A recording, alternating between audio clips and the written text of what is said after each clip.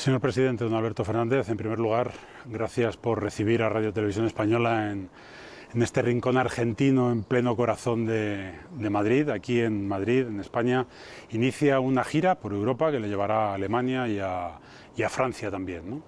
Se ha reunido en la Moncloa con el presidente Pedro Sánchez y también en la Zarzuela con el rey Felipe VI. ¿Han llegado a algún acuerdo? ¿A qué conclusiones han llegado durante la reunión? A ver, primero hay que poner en contexto cuál es el objeto de esta gira. Yo vengo del continente más desigual del mundo, que es la América Latina. América Latina con la pandemia ha padecido mucho. Y cuando empezamos a salir de los males de la pandemia apareció la guerra.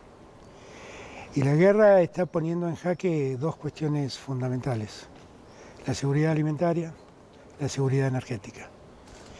Y hay muchos países de mi continente que no lo están pasando bien y que están en riesgo con todo esto que está pasando.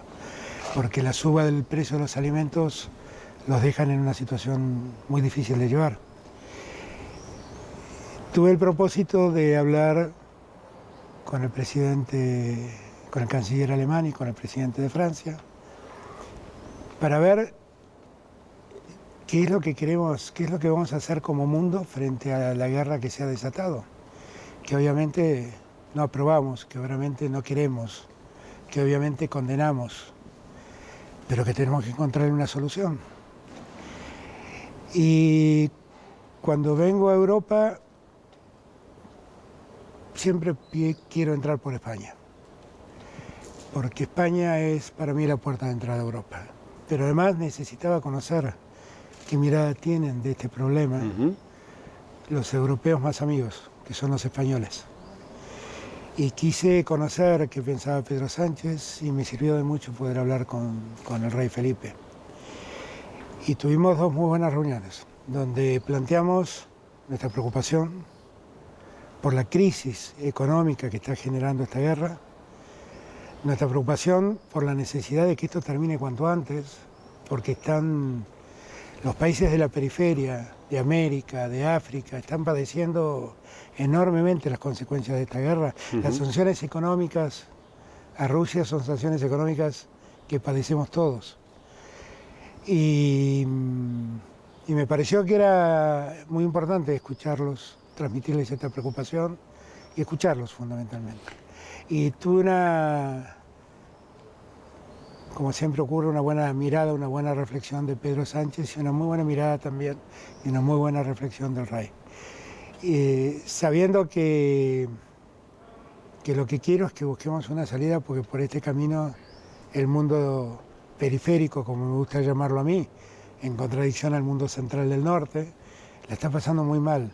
Y después de haber padecido una pandemia que se ha llevado 6 millones de vidas, es imperdonable hacerle vivir al mundo esto. Imperdonable. Entonces, este es el sentido del viaje. Siempre, después hablamos de otras cosas, ¿no? Porque Argentina, en este contexto, también es un país con oportunidades. Es un país productor de alimentos y es un país que tiene es el segundo productor de gas no convencional del mundo. Sobre eso quería insistirle. Ustedes se van a presentar como proveedores fiables de gas, pero necesitan hacer algunas obras de infraestructura, como el gasoducto que salga del yacimiento de Vaca Muerta. ¿Cuándo cree que Argentina estará en disposición de exportar gas a Europa? Nosotros estamos desarrollando un primer gasoducto que ya se empezó a licitar, que ese gasoducto nos va a permitir no tener que importar más gas de otros lugares del mundo. Nos va a dar autosuficiencia, porque ese gasoducto va al centro del país y de allí se distribuye a todo el país. Tenemos que hacer un segundo gasoducto para hacer una planta de licuefacción, o sea, convertir el gas natural en gas licuado. Eso demanda 3-4 años por lo menos. Hay empresas argentinas decididas a hacerlo y necesitamos financiamiento. Y lo que hablé con el presidente Sánchez hoy es que creo que tenemos una sinergia perfecta para aprovechar con España. España tiene el 30% de las plantas que regasifican el gas licuado. y nosotros podemos hacer un acuerdo para ser proveedores del gas licuado con España. Y que ese gas licuado, que se convierte en gas natural, se distribuya desde España al resto de Europa. Y es un proyecto que tenemos para 3 años vistas, y lo que nosotros necesitamos es financiamiento. Tenemos una parte del financiamiento con empresarios locales, pero necesitamos un poco más de financiamiento. Y es la oportunidad que creo que tenemos. Veo por sus palabras que hay sintonía con el presidente Pedro Sánchez, y es cierto que ustedes comparten una particularidad, y es que muchas de las críticas a las labores de su gobierno surgen del seno de su propio gobierno. ¿Cómo lleva usted como presidente la relación con la vicepresidenta, Cristina Fernández de Kirchner? Yo tengo una relación de mucho respeto por Cristina. Cristina ha sido 2 veces presidenta en la Argentina y representa un espacio del electorado argentino, no tengo dudas, y ella tiene todo mi respeto. A veces, como le pasa a Pedro, no estamos de acuerdo en algo, y a veces se genera un barullo muy grande, más en los medios que en la política.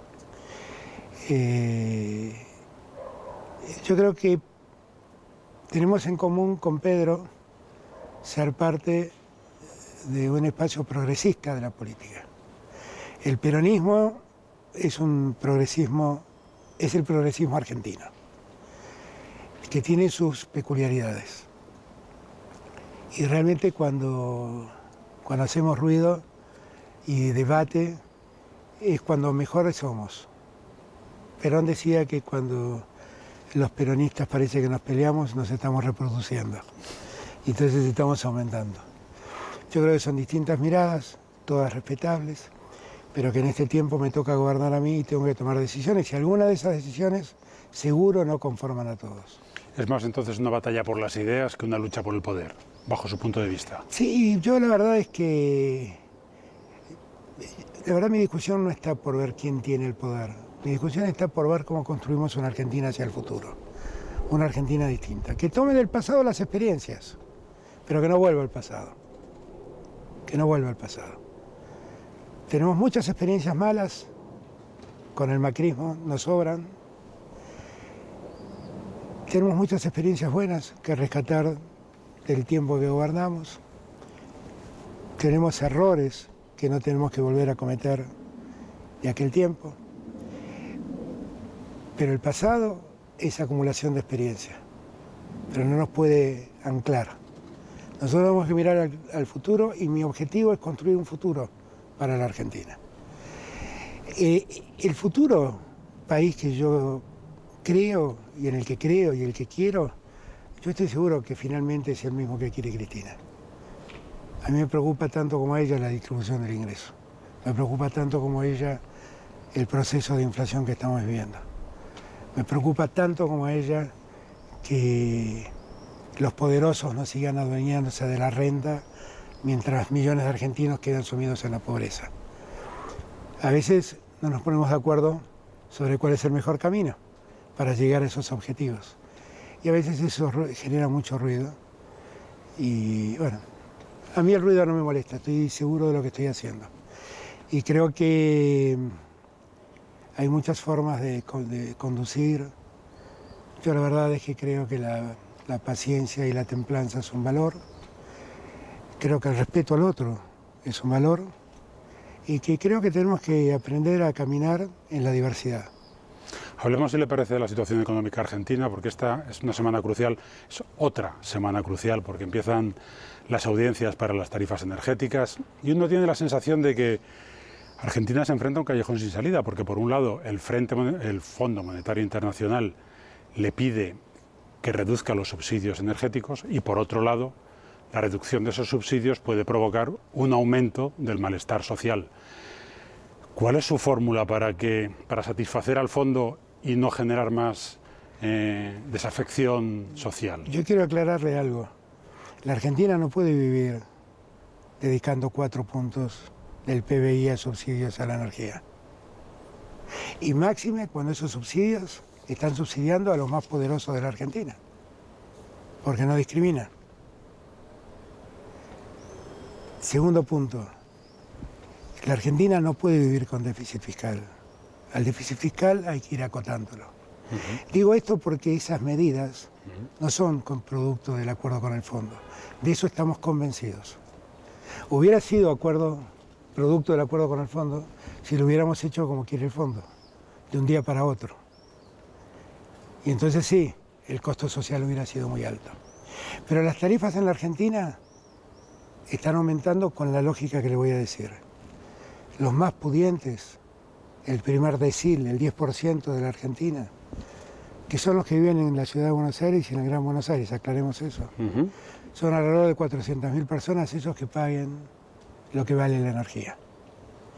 Después hay un segundo tramo, que es clase media, a los que les hemos propuesto que la tarifa aumente con un tope, el 80% de lo que aumenta su salario.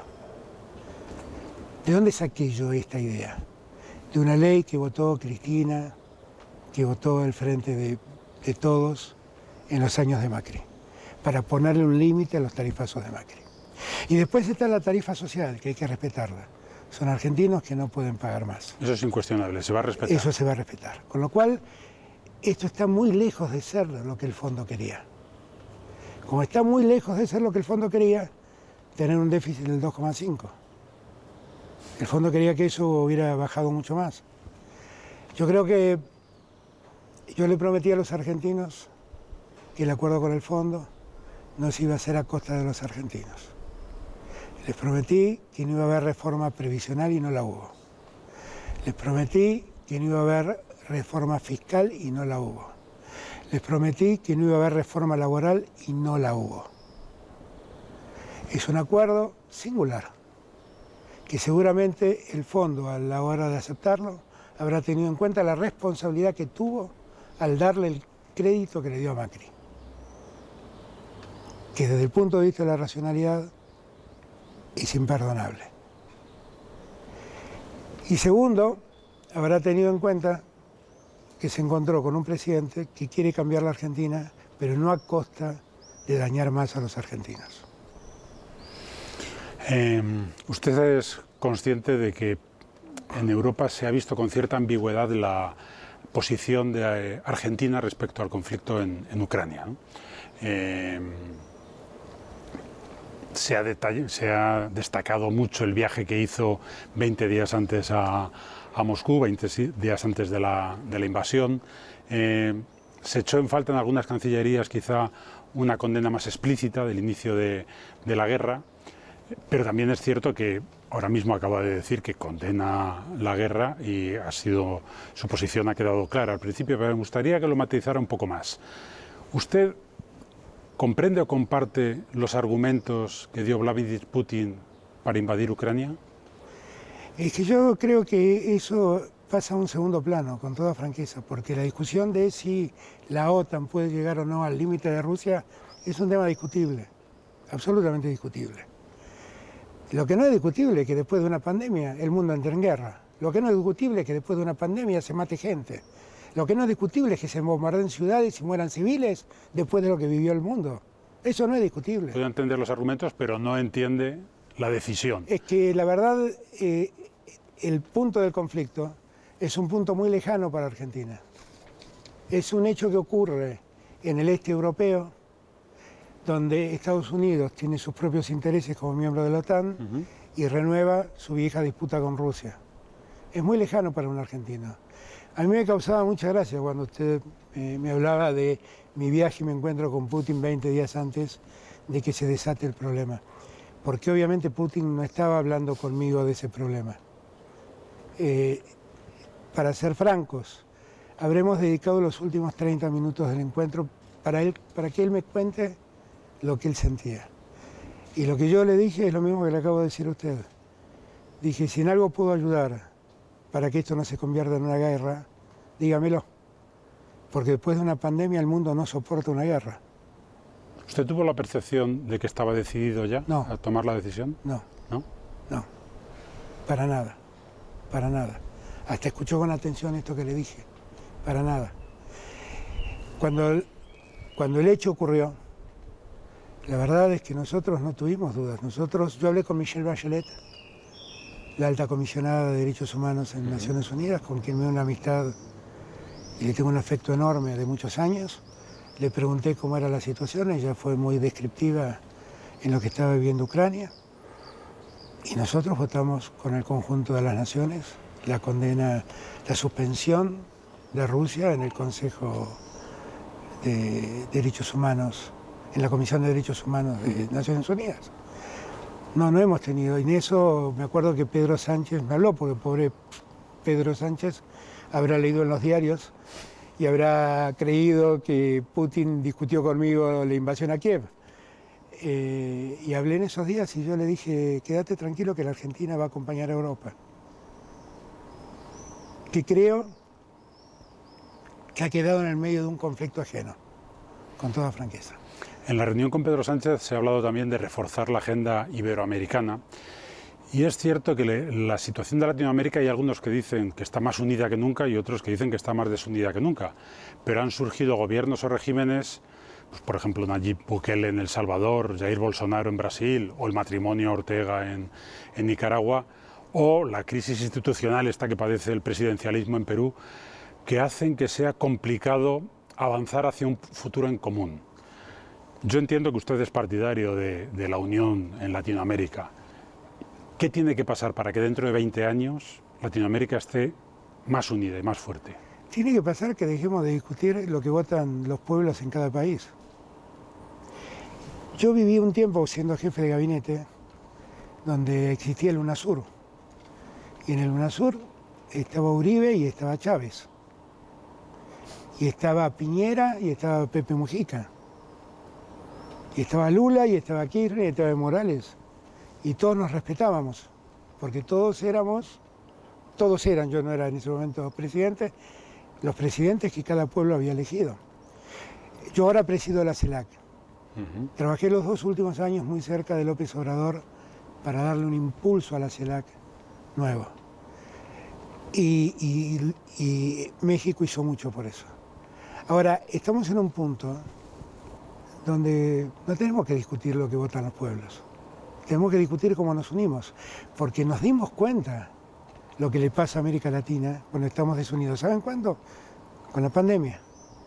Cuando tuvimos que buscar insumos en el mundo, cuando tuvimos que buscar vacunas en el mundo, cuando tuvimos que buscar alimentos para ayudar a los países más afectados.